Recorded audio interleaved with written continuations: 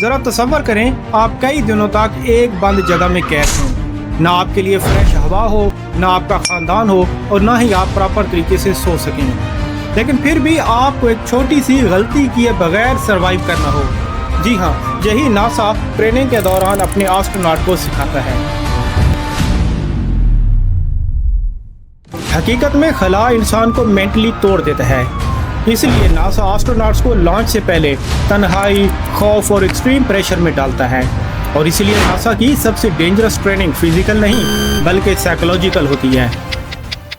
क्या आप जानते हैं कि नासा एस्ट्रोनॉट्स को खला में भेजने से पहले उनके दिमाग को दोबारा से प्रोग्राम करता है, क्योंकि खला एक खूबसूरत जगह नहीं है बल्कि इंसानी जिस्म और नफ्सियात के लिए सबसे ख़तरनाक माहौल है।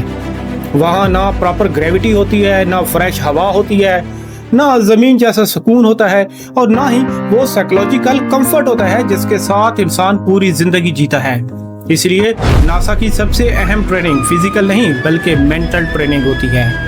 नासा के साइंसदान जानते हैं कि खला में इंसान का सबसे बड़ा दुश्मन कोई एस्टेरॉयड या एलियन नहीं होता बल्कि उसका अपना दिमाग होता है, क्योंकि जब इंसान ज़मीन से दूर जाता है तो उसका ब्रेन एक्सट्रीम स्ट्रेस में चला जाता है।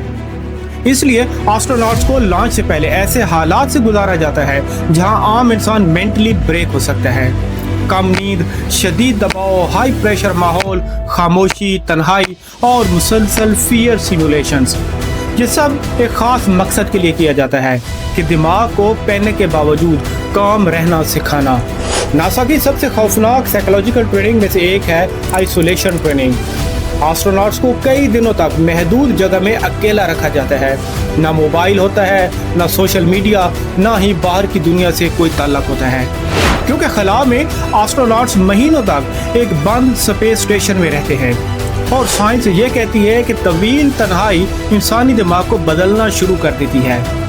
रिसर्च के मुताबिक लंबे आइसोलेशन के बाद स्लीप साइकिल डिस्टर्ब हो जाते हैं, इमोशंस अनस्टेबल हो जाते हैं, एंग्जाइटी बढ़ने लगती है और डिसीजन मेकिंग कमज़ोर होने लगती है।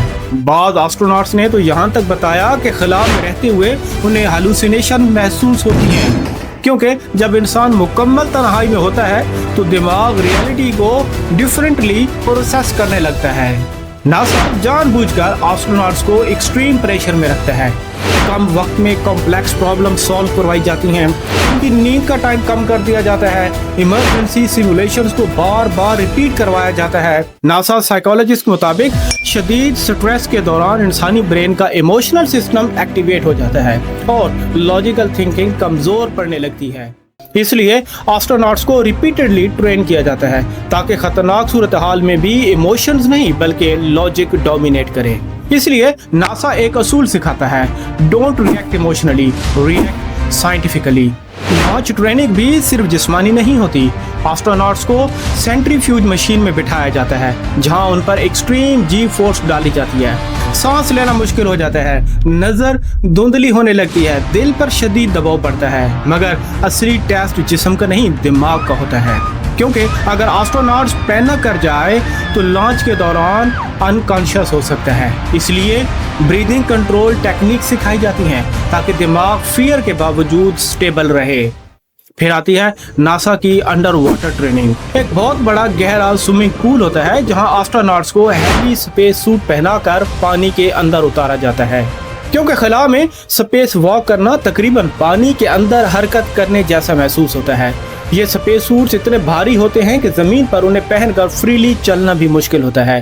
पानी के अंदर हर मूवमेंट स्लो हो जाती है और हर सांस इंसान को अपने जिस्म का वजन महसूस करवाती है। एस्ट्रोनॉट्स को घंटों अंडर वाटर रहकर टूल्स इस्तेमाल करने पड़ते हैं, बोल्ट्स खोलने पड़ते हैं, मशीन्स रिपेयर करनी पड़ती हैं और बैलेंस मेंटेन रखना पड़ता है। मगर असल चैलेंज फिजिकल नहीं होता, असल चैलेंज फ्रस्ट्रेशन को कंट्रोल करना होता है, क्योंकि खला में अगर एस्ट्रोनॉट्स जल्दी पैनिक करे या इम्पेशेंट हो जाए तो एक छोटी सी मिस्टेक भी मिशन डिस्ट्रॉय कर सकती है। इसलिए नासा एस्ट्रोनॉट्स को एक्सट्रीम पेशेंस सिखाता है। जीरो ग्रेविटी ट्रेनिंग भी इंसान के ब्रेन को चैलेंज करती है। जब ग्रेविटी खत्म होती है तो दिमाग कंफ्यूज हो जाता है कि ऊपर क्या है और नीचे क्या है। इसलिए बहुत से एस्ट्रोनॉट्स स्पेस सिकनेस का शिकार हो जाते हैं। उन्हें नौजिया फील होता है, बैलेंस डिस्टर्ब हो जाता है और बाज़ लोग तो इब्तदाई दिनों में प्रॉपरली मूव भी नहीं कर पाते। लेकिन सबसे हैरानकुन हकीकत यह है कि नासा सिर्फ इंटेलिजेंट लोगों को नहीं ढूंढता, क्योंकि हाई IQ काफी नहीं होता। वो ऐसे लोगों को तलाश करते हैं जो इमोशनली कंट्रोल्ड हों, जो फियर के बावजूद भी फैसले ले सके, जो तन्हाई बर्दाश्त कर सके और कायोस के अंदर भी काम रह सके। क्योंकि खला में सर्वाइवल सिर्फ टेक्नोलॉजी से पॉसिबल नहीं बल्कि साइकोलॉजी से पॉसिबल है। और शायद यही नासा की सबसे डेंजरस अंडरस्टैंडिंग है कि इंसान खला में जाने से पहले अपने दिमाग के खिलाफ जंग लड़ता है। क्योंकि आखिर में रॉकेट इंसान को खला तक तो पहुंचाता है, मगर मजबूत जहन उसे वहां जिंदा रखता है।